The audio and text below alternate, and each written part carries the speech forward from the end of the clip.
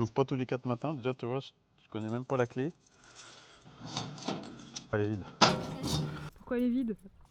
Pourquoi elle est vide? Bah parce qu'il n'y a pas de facture qui arrive, tout simplement. La maison étant autonome à 100%, les factures, on ne sait pas ce que c'est. Ça va, donc c'est pas stressant d'aller chercher le courrier ici. Non, il n'y a pas de souci. On ne s'attend pas à des mauvaises nouvelles. On est de retour. Et oui, ça y est, on est de retour. C'est effectivement la maison qu'on avait filmée il y a quelques mois, en cours de chantier, où on avait présenté un petit peu le pastif dans sa globalité. Là, le but de ce reportage aujourd'hui, c'est plus de présenter donc l'autonomie, puisque la maison, en plus d'être passive, est complètement autonome en énergie et en eau de pluie. Ça y est, elle est terminée. Elle est quasi terminée. Il y a encore toujours des petites finitions, mais notamment d'agencement, des choses comme ça, la cuisine et tout ça. Mais le côté technique de la maison est terminé, oui. C'était combien de temps de travail dessus? On s'était vu il y a environ 1 an, sachant que moi je fais ça que les week-ends, hein, autant l'entreprise pour mes clients j'y suis à l'année. Moi personnellement donc c'était les week-ends, donc j'ai mis une petite année pour faire la maison. Présente-moi l'autonomie alors. On peut faire ça. Allez. Bon, voilà, chaque panneau est raccordé les uns aux autres, hein, c'est ce qu'on appelle des séries. La première chose à faire c'est le lestage. Donc on a ça c'est des bordures en fait, des bordures de trottoir, donc c'est des éléments en béton préfabriqué. Donc on achète des palettes, voilà, je les ai montées avec un camion grue, puisque sur l'ensemble des poids là on a quand même 3,5 tonnes, donc c'est réparti. Après je suis venu donc tamponner avec des goujons spéciaux, d'hélice en bois, et après je suis venu installer tout un chevalet en aluminium pour recevoir donc les panneaux qui sont fixés sur le chevalet en aluminium. Bon, après il y a tous les raccordements électriques qui vont suivre tout ça, mais mécaniquement il n'y a pas plus que ça. Voilà. Tout arrive ici de la pièce technique en fait, hein, où tout arrive et où tout repart. Ça c'est ce qui va, c'est tout ce qui arrive des panneaux qui vont directement sur le régulateur chargeur. Le passe-câble qui est important, bah, c'est lui, puisque là il faut une étanchéité à l'eau, voilà, donc les câbles c'est pas plus que ça. Bon, il y a les fils de terre évidemment, puisque ça c'est des obligations de sécurité. Comment t'as fait tes calculs pour choisir ces panneaux? Bah, en fait, le photovoltaïque aujourd'hui c'est maîtrisé, c'est pas très compliqué. La difficulté pour moi ça a été de calculer réellement le besoin. J'ai comme tout le monde regardé sur internet comment ça se passait, comment ça fonctionnait, je me suis rencardé, voilà, j'ai fouiné. Après j'ai défini une marque avec qui j'avais envie de travailler au niveau du matériel, MyShop solaire là. Ils m'ont bien conseillé sur la façon de s'y prendre pour arriver à avoir un projet en autonomie complète. Une fois qu'on a eu dimensionné le besoin, après eux ils ont fait les calculs, ils m'ont fait un devis, hein, tout simplement de matériel. Et puis après j'ai fait ma propre installation, hein. Donc tout ce que tu vois ici c'est moi qui l'ai installé. Donc je ne suis pas professionnel du photovoltaïque, hein, c'est ma première installation. Mais c'est pas inaccessible, hein. Il faut avoir quelques notions, notamment au niveau déjà du support et de la fixation des panneaux, pour qu'évidemment au premier coup de vent on ne les retrouve pas dans la cour. Sur tout ce qui est technique pure du photovoltaïque, c'est eux qui m'ont conseillé, hein. Je n'avais pas les connaissances, c'est ma première installation. Ils m'ont entre guillemets coaché. Il y a eu quelques échanges téléphoniques, aussi pas mal de mails. Ils envoient des plans, il y a des choses. Et puis après c'est comme un Lego, hein. On suit un plan. Et puis bon, moi j'ai vraiment pas eu de difficulté à faire cette installation. L'installation complète nous a pris environ 2 week-ends. Après la maison elle avait été conçue dès le départ pour recevoir un système comme ça sur le toit, puisque là sur les 4 ans on a des lestes en béton là, que tu peux apercevoir là, qui nous permettent justement de ne pas avoir à traverser l'étanchéité de la toiture. Donc c'est juste des poids en béton qui font qu'on est fixé là-dessus. Et le total des poids représente environ 3,5 tonnes de béton sur le toit. Donc ça c'est la première chose, ne pas faire n'importe quoi sur n'importe quelle maison, et S'il y a le moindre doute, déjà de passer par un bureau d'études, savoir si c'est jouable ou pas. L'orientation, idéalement c'est plein sud, donc moi la maison de toute façon elle était orientée plein sud, hein, on le voit bien là, on est en début d'après-midi, le soleil il est légèrement tourné là. C'est ma shop solaire qui m'a dit que le meilleur angle c'était celui-là. Après il a fallu calculer pour être au plus juste entre les rangs pour que l'ombre portée n'aille pas sur le panneau de derrière. Là on est déjà un peu à la limite. Bon, j'avais de la surface, mais finalement il aurait fallu un peu plus de surface de toiture encore pour écarter un peu plus les rangs. Bon, là j'ai essayé de faire au mieux. Voilà, il faut faire des compromis. On ne peut pas avoir du 100%, mais là je pense qu'on est déjà sur une installation qui est déjà très bien. Ça nécessite quand même d'avoir une certaine surface, c'est-à-dire que c'est la dimension de la maison, en tout cas la surface, pour mettre les panneaux, c'est à calculer. Ouais. Bah, si on veut l'autonomie complète, il faut de la production importante, hein. Sinon, avec 2 panneaux, on pourrait, mais il faudrait peut-être une semaine pour remplir les batteries. J'exagère peut-être un peu, mais l'idée, c'est de remplir les batteries très très vite. Donc là, moi, je sais pas, en une demi-journée, mes batteries, si elles sont descendues, là, j'ai eu le cas la semaine dernière où on avait vraiment une semaine avec très peu de soleil, on était descendu à 40% de charge sur les batteries. Dès qu'il y a eu un rayon de soleil, en 2 heures, elles étaient remontées à 100%. Donc ça produit beaucoup.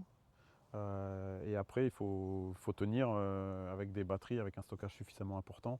Le temps où on n'a plus de soleil, par exemple, là, la semaine où on n'avait pas eu de soleil du tout de la semaine, bon, bah, j'étais content d'avoir un peu de stockage. Et bon, on a fait attention. Et on n'a rien ressenti sur notre vie, mais voilà, faut faire attention.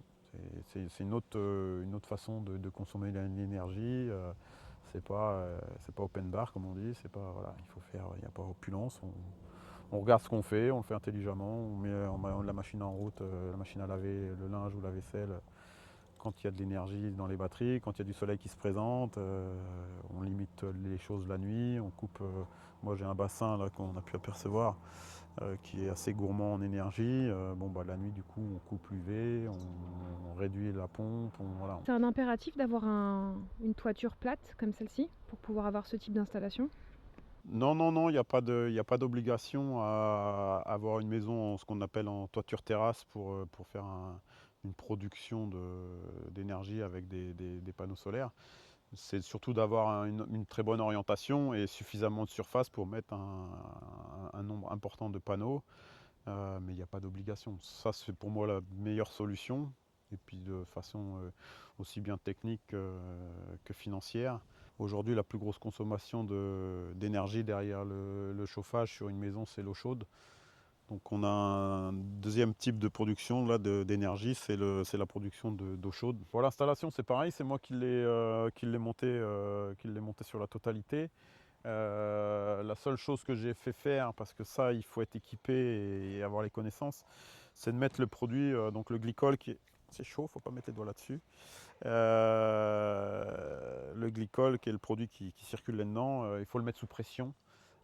Donc là j'ai un collègue artisan plombier chauffagiste qui a l'habitude de ces installations, qui m'a uniquement fait la mise en pression du glycol. Ça fait des serpentins en fait, hein. Le produit circule, passe d'un panneau à l'autre, ressort là, et ça repart donc dans le réservoir de 300 litres, et il y a un autre serpentin en bas qui va récupérer toute cette énergie avec un système de sonde. Quand il y a besoin ou pas, le circulateur fait circuler le produit. Et ça, voilà, il y a un circulateur, 3 sondes, et voilà, c'est tout ce qu'il y a sur un ballon solaire. Donc c'est une durée de vie, je ne vais pas dire illimitée, mais par rapport à des produits comme les thermodynamiques et compagnie, pour moi, il n'y a pas photo. Ça consomme aucune énergie, si ce n'est le complément électrique quand il n'y a pas de production d'eau chaude, mais ça, c'est vraiment que 4 mois de l'année. Si jamais il n'y a pas de soleil en plein hiver, on a un appoint électrique qu'on met ou qu'on ne met pas. Moi, je le mets en automatique, on appelle ça. Donc, s'il n'y a pas de soleil, la résistance électrique se met en automatique. Je le mets en route à peu près mi-novembre jusqu'à mi-mars environ. Donc, en gros, c'est 8 mois de l'année sans aucune énergie pour produire l'eau chaude sur un ballon de 300 litres. Et il y a les 4-5 mois d'hiver où là, il y a un appoint électrique. Ça a été dimensionné comment? Ça, c'est pas dimensionné, c'est préconisé par le fabricant. Voilà, et tout le monde sait. Sur une maison classique, aujourd'hui, on va mettre un ballon d'eau chaude de 300 litres. Donc là, les capteurs sont donnés pour chauffer 300 litres et ça fonctionne très très bien et largement, puisque là aujourd'hui on a de l'eau à 60-70 degrés sans aucun autre appoint d'énergie. Et ça jusqu'au début du mois de novembre, c'est sûr. Et à partir de mars, c'est pareil, l'appoint électrique sera coupé. Donc voilà. Tu voulais savoir ce que c'était ça? C'est ça que tu me disais? Oui, qu'est-ce que c'est? Bah, ça, c'est encore des panneaux photovoltaïques. Donc tu vois, il y en a trois. En fait, c'est pas très compliqué. C'est ce qui alimente les volets ou volets à lame orientable que j'ai ici sur la façade. Donc il y en a un par volet en fait. Donc là, bon, une fois de plus, tout ce qui est, tout ce qu'on a besoin d'éviter en consommation, bah, voilà, ça en fait partie. Alors, où est-ce qu'on est là? On est dans quelle pièce? Là, on est vraiment au cœur de la maison ou dans le cœur de la maison. En tout cas, c'est la pièce technique, c'est là que tout se passe. Là, ce qu'on aperçoit ici, c'est toute la production solaire avec le stockage donc de l'énergie dans les batteries. Donc ça, c'est les batteries, on va dire dernière génération au lithium. Voilà, techniquement, c'est ce qui pour moi se fait de mieux actuellement. C'est un investissement important. Ça représente à peu près la moitié du coût de l'installation. Mais sans stockage, on ne peut pas avoir l'autonomie évidemment. Donc il faut passer par là, il n'y a pas le choix. Après, bon, il y a des coffrets, on appelle ça des coffrets de protection. L'idée, c'est que le photovoltaïque produit l'énergie là-haut, elle passe dans le régulateur de charge, contrôleur. Lui, il va charger les batteries de ce qu'elles ont besoin, donc en 48 volts. Et l'énergie est repompée par le comment on appelle ça, le chargeur là, qui lui renvoie dans le coffret électrique de la maison du 220 volts en fait. Donc le circuit de l'énergie, c'est ça en fait. Ça passe ici, ça descend dans les batteries, lui repompe et renvoie en fonction des besoins dans le réseau classique de la maison. On est sur un tableau tout à fait normal. Voilà. Tout ce qui est de la production d'énergie, là, donc, avec qui j'ai travaillé, Mike Shop Solaire, qui m'ont coaché là-dessus. Il y a quelques petits trucs qui sont intéressants à voir. C'est donc le petit tableau de contrôle là, que je vais remettre sur une tablette un petit peu après. Mais par exemple, là, on voit que j'ai 100% de ma batterie qui est chargée. Là, aujourd'hui, on a une consommation de 480 watts. Donc le régulateur chargeur charge à 500 watts pour tenir l'équilibre.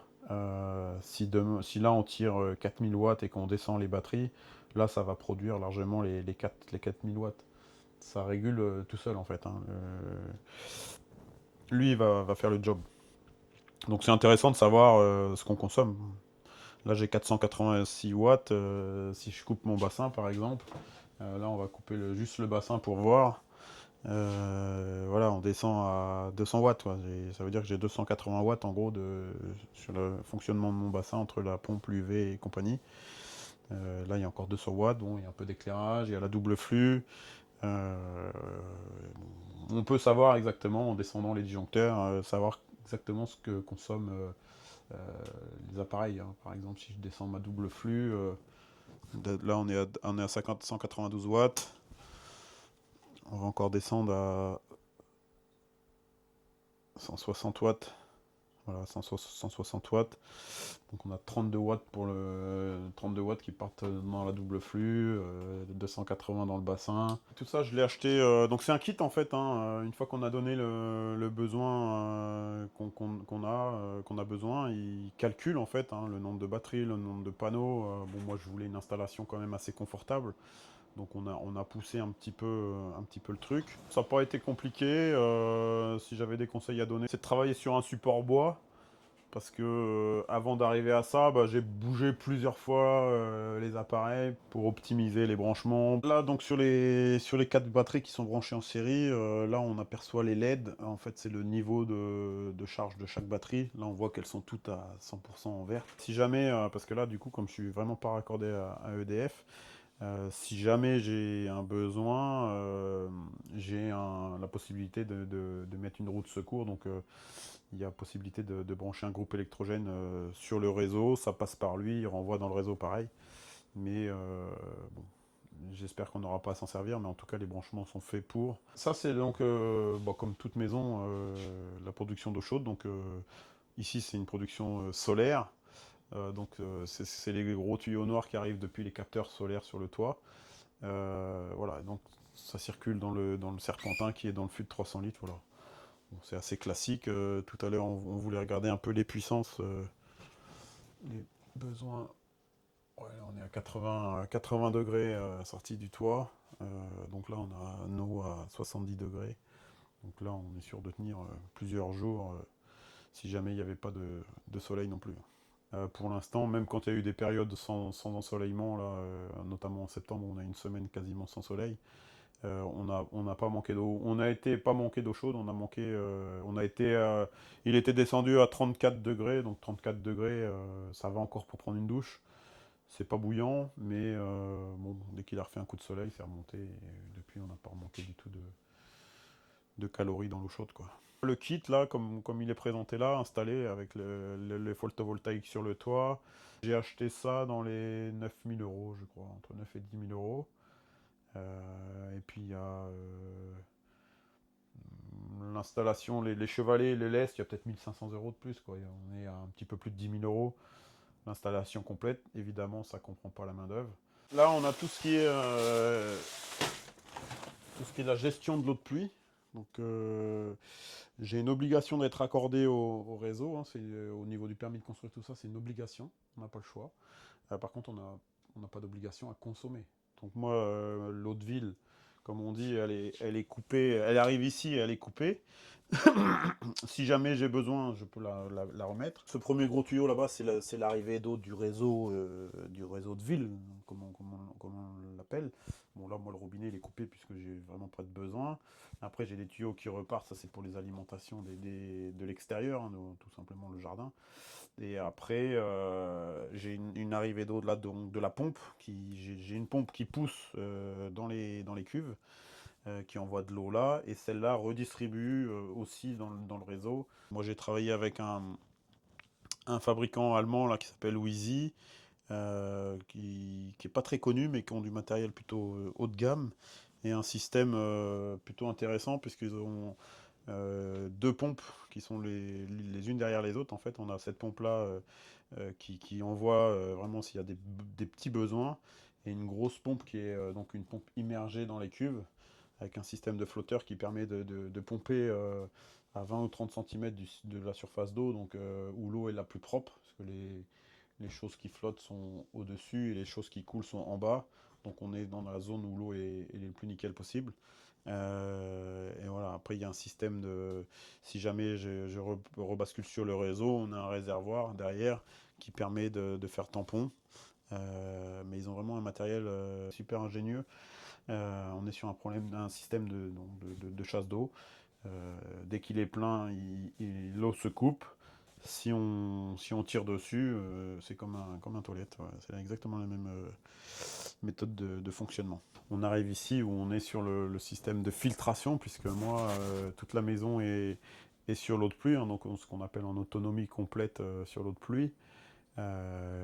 Aussi bien les douches, bon, les WC ici sont en toilette sèche parce que ma difficulté c'était pas l'eau, puisque l'eau, j'ai pas de problème avec l'eau en étant dans l'eau de pluie et le puits, mais alimenter des toilettes, moi c'était un problème électrique en fait, parce que pour arriver à avoir de l'eau dans mes toilettes, il fallait faire tourner les pompes, donc on essaye de trouver tous les systèmes qui évitent de consommer de l'électricité. Donc les toilettes sont retrouvées en toilettes sèches aussi pour ça, et puis pour d'autres choses, mais voilà, ça en fait partie. Donc différents filtres pour alimenter la douche, l'évier de la cuisine et tout ça. Et après un système de filtration, on appelle ça gravitaire.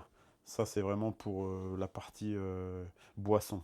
Voilà, là on ne boit pas l'eau du robinet qui sort malgré des filtres importants. Hein. Là, on est sur des gros filtres qui sont nettoyés ou changés régulièrement. Je pense qu'on peut la boire puisqu'on se brosse les dents avec, il n'y a pas de souci, mais vraiment pour la partie boisson, on repasse dans ce filtre gravitaire, donc Berkey. Tu pourrais mettre encore un autre filtre pour avoir le filtre directement en Euh, dessous de ton... ouais, il existe différents types de filtres. Moi, je suis parti sur des choses assez classiques. Je me suis inspiré, donc j'ai cloné, hein, j'ai rien inventé. Ça, il est assez connu sur les réseaux, Pierre l'Écolo, qui a un système équivalent à celui-ci, que j'ai trouvé super sensé. Voilà, il me convenait bien. C'est simple, efficace. Voilà. Après, on peut rajouter, il y en a qui travaillent avec des UV, mais moi un UV j'en voulais pas parce que c'est de l'électricité. On peut rajouter quelques filtres, mais bon, au final, je pense que ça change plus grand chose. Euh, voilà, il y a différentes façons de traiter l'eau de pluie pour arriver à la consommer sur le réseau complet de la maison. Après, je reste persuadé que là, je vais le faire de toute façon d'ici peu, de faire analyser toute mon eau, mais je pense que sorti de mes filtres, j'ai une eau de meilleure qualité que sur le réseau d'eau de ville. Elle est bonne, hein. Elle coûte pas cher. Elle est meilleure? Elle est meilleure. Là, on est sur la zone donc de stockage de l'eau de pluie, où on aperçoit les deux tampons. Là, on appelle ça des tampons en béton. Donc il y a deux cuves qui sont enterrées dessous, là, qui font chacune 6000 litres de stockage. Le tuyau qui descend là, c'est le tuyau bleu qui arrive là. L'eau de pluie, donc il y a tout le toit qui arrive là, donc ça peut amener du débit assez important. Et tu vois l'eau qui part en tourbillon comme ça. Et tu pourrais penser qu'elle tombe dans le trou au fond, mais non, finalement, elle passe bien à travers le tamis. Donc toutes les saloperies sont retenues, et il y a uniquement l'eau euh, qui passe à travers et qui va directement dans les cuves. Les saletés tourbillonnent et finissent par tomber dans le fond. Et ça part dans un puisard, puisque en gros, c'est un excédent d'eau, donc ça part au puisard. Le tuyau qui est là, c'est qu'il est, voilà, là. L'autre tuyau là, il part dans la cuve là. Tu vois, après être passé dans le filtre, il y a le tuyau qu'on a aperçu là, derrière, il va dans la cuve. Là, c'est la cuve de remplissage et qui sert un peu de décantation si jamais il y a un petit peu de sédiment qui passe. Et on pompe dans cette cuve là. En fait, on a deux cuves qui sont branchées l'une sur l'autre. En fait, on est en autosiphon. On a un système de tuyaux qui relie par le dessus, par les vases communicants en fait, hein. Elles sont branchées l'une à l'autre. Donc il y a une cuve qui reçoit l'autre et on va filtrer, on va pomper dans l'autre. En fait, voilà, comme ça, s'il y a un peu de saloperie qui rentre, elle va dans cette première cuve, on va dire, de décantation. Et on va filtrer dans la cuve où il n'y a rien qui rentre, si ce n'est l'eau qui passe d'une cuve à l'autre. Où, en théorie, on a l'eau la plus propre possible là. Il n'y a pas d'entretien. C'est plus de la surveillance que de l'entretien. T'es content d'avoir choisi ce système? Ah bah oui, l'eau de pluie, de toute façon, ma maison que j'ai vendue, elle était déjà en autonomie en eau de pluie. Mais j'avais pas ce système de filtre là, d'entrée de cuve. Et ça a été un regret sur l'autre installation. Euh, voilà, on n'avait pas pu enterrer les cuves assez profond. Il a fallu faire un filtre un peu bricolé maison. Ça fonctionnait, il n'y a pas de souci. Mais je pense que là, on est sur un niveau supérieur. Les systèmes comme ça, donc là où Easy, c'est allemand. Je trouve qu'ils sont en avance sur nous. Donc effectivement, c'est pas forcément des fabricants très connus en France, mais aujourd'hui, bah, je suis comme tout le monde, hein. Je vais sur Internet, je fouine, je prends du temps. Voilà, bon, j'ai pas de télé, donc mes soirées, je les passe des fois à faire des recherches, à comprendre, analyser, essayer de trouver les produits les plus adaptés qui me parlent le plus. Et puis ça part comme ça, quoi. T'as commandé sur internet et t'as reçu ça ici chez toi? Oui, oui. Et c'est relativement simple d'utilisation? Oui, oui, non, alors ça demande un peu de matériel, hein. Là, on est réellement sur du terrassement, donc effectivement, là, il faut venir avec une grosse pelle, hein, parce que les cuves font, comme je disais tout à l'heure, 3 tonnes 5 ou 3 tonnes 3. Il y a un trou qui est assez profond, puisque les cuves sont toutes en hauteur, donc on a des cuves qui font 2,30 m de haut, je crois. Donc là, on descend sur des trous qui sont à 3 mètres, entre 3 mètres et 3,50 m. Voilà, il y a un peu de terrassement, mais c'est pas non plus. Ça s'est fait sur un samedi, les deux cuves posées dans la journée. Le raccordement, je l'ai fait le samedi d'après. J'étais tout seul, il n'y a plus besoin de matériel, c'est des tuyaux, c'est voilà, un peu de brouette de gravier pour faire ça propre. Mais c'est pas... bon, évidemment, après, la terrasse bois est venue camoufler tout ça. D'ailleurs, elle n'est pas finie parce que j'attendais de voir que tout fonctionne bien. Bon, après, je veux garder l'accès à mes cuves pour le nettoyage si besoin est. Donc, il y aura des trappes. Comme là, il y a une trappe pour aller dans le vide sanitaire. Ça sera le même principe pour visualiser l'état du filtre, l'état des cuves. Voilà. Donc, de jeter un œil occasionnellement, mais voilà. Content du résultat? Ouais, c'est une maison qui est hyper confort, qui est très agréable. Pour l'instant, on n'a pas traversé un hiver, mais ça permet déjà de voir que ça fonctionne très bien, oui. On va rentrer dans le vif dans 1 mois et demi, 2 mois réellement, puis là on va voir, parce que le froid, c'est pas réellement un problème, c'est plus le manque de lumière et d'énergie sur le solaire qui va nous faire la production d'électricité et charger les batteries. Bon, on fera peut-être une vidéo dans 1 an pour voir si l'autonomie complète est viable et confortable.